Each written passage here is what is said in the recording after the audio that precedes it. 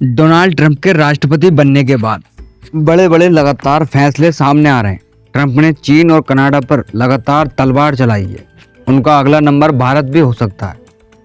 बता दें कि अमेरिका राष्ट्रपति डोनाल्ड ट्रंप ने अमेरिका की तमाम दिक्कतों के लिए एक पसंदीदा सॉल्यूशन खोज लिया है। उन्होंने टैरिफ 1 फरवरी को ट्रंप ने मैक्सिको और कनाडा से आने वाले सामान पर 25% और चीन के सामान पर 10% टैरिफ लगाने का ऐलान किया था। एक दिन बाद यानी रविवार 2 फरवरी को ट्रंप ने कहा कि वह बहुत जल्द यूरोपियन यूनियन पर भी टैरिफ लगा के रहेंगे। ट्रंप लगातार ब्रिक्स देशों पर 100% टैरिफ लगाने की धमकी देते रहे। भारत भी इनमें से एक है। टैरिफ एक तरह का बॉर्डर फीस या टैक्स होता है जो कोई भी देश विदेशों से अपने यहाँ आने वाले सामान पर लगाता है। इसे घटाकर बढ़ाकर ही देश आपस में व्यापार कंट्रोल करते हैं। मान लीजिए भारत में तैयार एक डायमंड अमेरिका में 10 लाख रुपए में बिकता है। अगर ट्रंप ने भारत पर 50% टैरिफ लगा दिया तो उस डायमंड की कीमत सीधे 10-15 लाख रुपए हो जाएगी।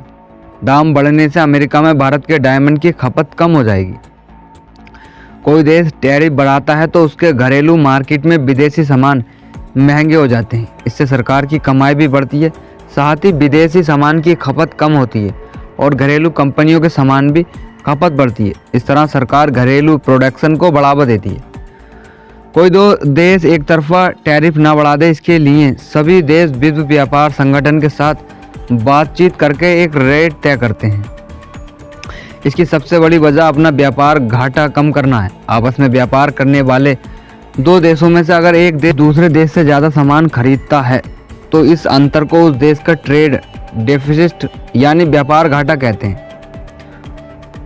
डोनाल्ड ट्रंप ने 1 फरवरी को टैरिफ बढ़ाने की घोषणा करते हुए कहा था कि हमारी धमकियां सिर्फ सौदेबाजी के लिए नहीं, इन तीनों देशों के चलते हमारा बड़ा व्यापारिक घाटा होता है। असल में पूरी दुनिया का ज़्यादातर व्यापार अमेरिका डॉलर में होता है। दूसरे करेंसीज की तुलना में डॉलर की कीमत ज़्यादा होने के चलते अमेरिका को बाकी देशों से खरीदे प्रोडक्ट्स सस्ते पड़ते हैं।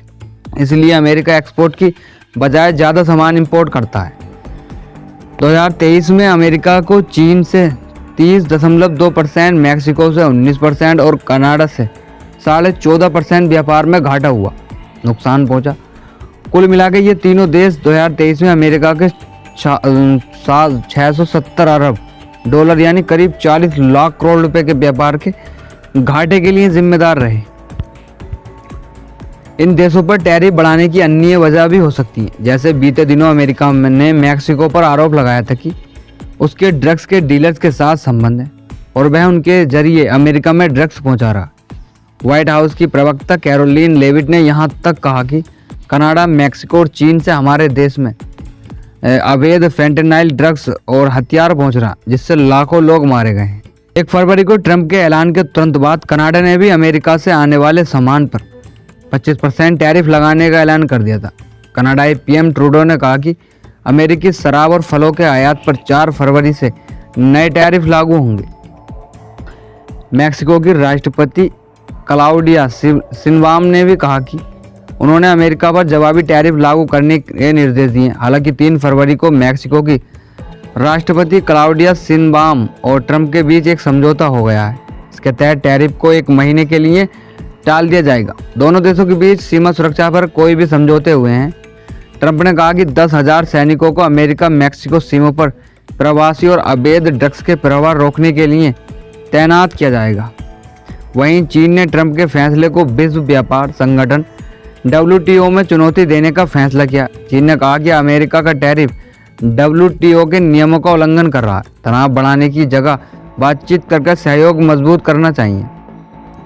अब तक ट्रंप ने सीधे सीधे भारत का नाम नहीं लिया। हालांकि इससे पहले उन्होंने कई बार ब्रिक्स देशों पर हाई टैरिफ लगाने की धमकी दी है।